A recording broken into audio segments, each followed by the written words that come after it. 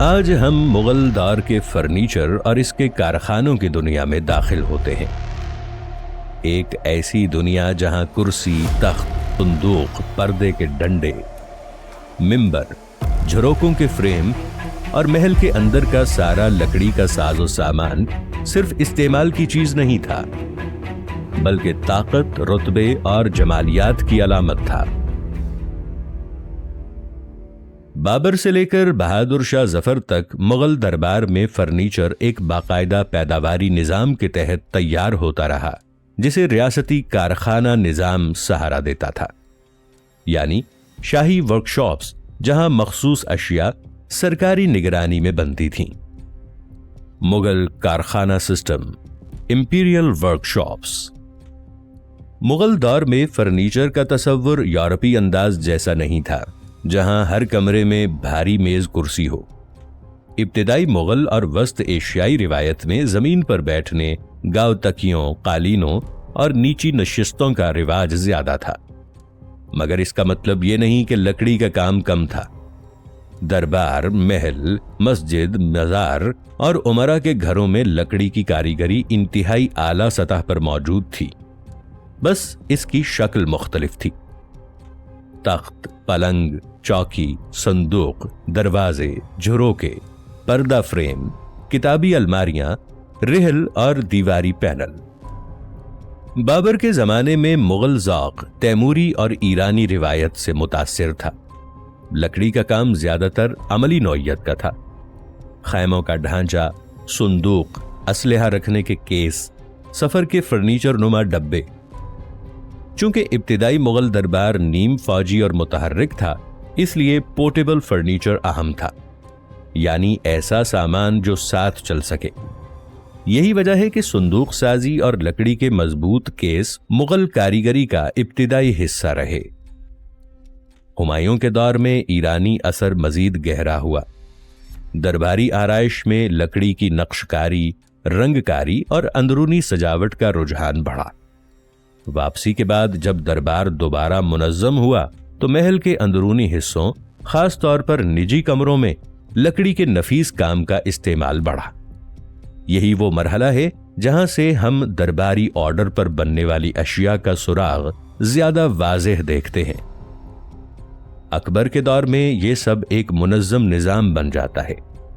شاہی کارخانے، جنہیں کارخانہ کہا جاتا تھا، صرف کپڑا یا اسلحہ نہیں بناتے تھے، بلکہ محل اور دربار کے لیے ساز و سامان بھی تیار کرتے تھے۔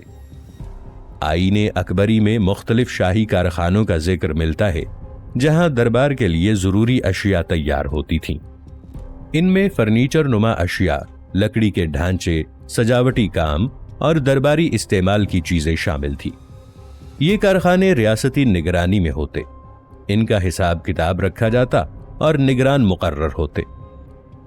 اکبر کے زمانے میں بڑے مراکز آگرہ، فتح پور سیکری، لاہور نہ صرف سیاسی دارالحکومت تھے بلکہ پیداواری مراکز بھی۔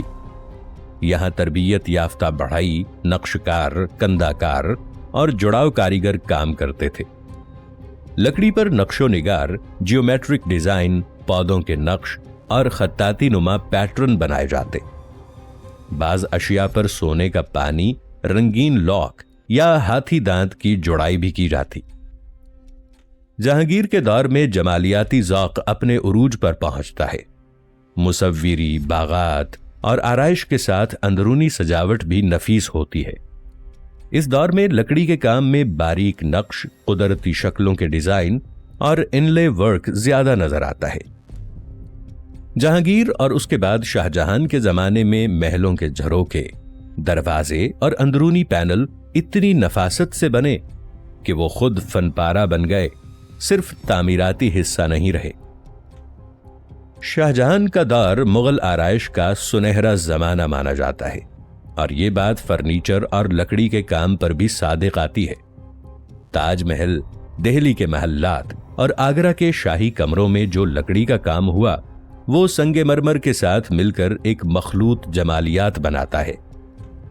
اس دور میں تخت، پلنگ، رحل، قرآن سٹینڈ، درباری نشستیں اور شاہی صندوق انتہائی اعلیٰ معیار پر بنتے۔ लकड़ी पर हाथी दांत, सदफ या धात की बारीक जुड़ाई, जिसे आज हम इनले वर्क कहते हैं, वो भी इस्तेमाल होती थी। अब सवाल आता है, लकड़ी कहां से आती थी? मुगल सल्तनत के मुख्तलिफ हिस्सों से मुख्तलिफ लकड़ियां इस्तेमाल होती। शिमाली हिंद और पंजाब से मजबूत लकड़ी, गंगा के मैदान से आम इस्तेमाल की लकड़ी, और कश्मीर और पहाड़ी इलाकों से मखसूस अक़साम। कश्मीर खास तौर पर लकड़ी की कंदाकारी के लिए मशहूर था। दरवाजों, पैनलों और रहल के काम में कश्मीरी कारीगरी की महारत जानी जाती थी।